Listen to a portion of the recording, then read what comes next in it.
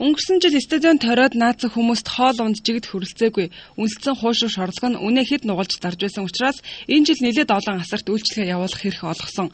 Ирэх олгосон нийт 1000 гаруй асарт наадмын өмнө хоол хүнсээ ямар орчинд хадгалах, ямар амлагч хийж болохгүй гэдэг тухай зөвлөмж хичээлийг нийслэлийн мэргэжлийн хяналтын байцаагчид үйлчлэгээнийхэнд сургалж явуулсан. Энэ зөвлөмжөнд 500 гаруй үйлчлэгээний байгууллага хамрагдсан байна. Харин энэхүү зөвлөмжийг сонсоогүй хэнэггүй хүмүүс энэ өдрүүдэд нэлээд хэдэн зөрчил дутагдал гаргажээ. Өнөөдрийн байдлаар гэхэд хуушурны махаа зөв зориултаар нь хадгалаагүй.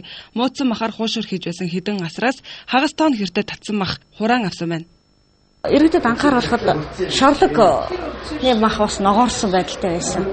Тэгээ өчигдөр одоо үлдсэн юу байна гэдэг шалгаад үзэхдээ зэрэг шорлогны шорлоод бэлдсэн ногоорсон бас одоо 30-40 тийм шорлог олж бид нар устгачаад байж байна.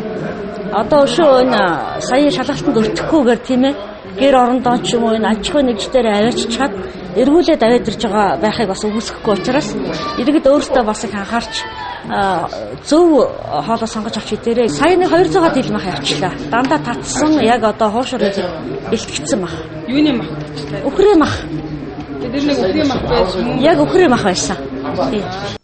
Хурааж авсан махаа хан уул, Баян зүрх, Чингэлтэй, Сүхбаатар дүүргүүдийн хогийн цэгт аваачиж хаягдталтай нийлүүлээд дахин хэрэглэгдэхгүй болтол нь устгаж байгаа юм байна. Мөн энэ өдрүүдэд хоол хүнсээ зөв зохистой хадгалаагүй зөрчлөөс гадна гэмт хэрэгээс хамгаалах нийгэмлэг гэдэг нэртэй хэсэг хүмүүс нууцаар үйлчлэгээ явуулж байсан зарим нэг хувь хүмүүсээс 4000 төгрөг аваад хуурамч зөвшөөрөл өгсөн тохиолдол гарсан байна. Нийслэлийн мэргэжлийн хяналтынхан тэдгээр зөвшөөрөлгүй хүмүүсийг байрнаас нь хөөж шаардлага хангахгүй бүтээгдэхүүнээр зориултын бус аргаар хоол хийж үйлчилж байгааг нь ойлгуулах гэхэд нөгөө хуурамч зөвшөөрлөг гаргаж ирээд явахгүй бусдад үйлчилж байгаа тухайч хэлж байна. Тиймээс стадион хүүд олон хутагт наадаж байгаа хүмүүст анхааруулахад нарны халуунд муудсан махаар хуушур шорлог хийж байгаа хүмүүс олон гэдгийг нийслэлийн мэргэжлийн хяналтын газрынхан анхааруулж байна.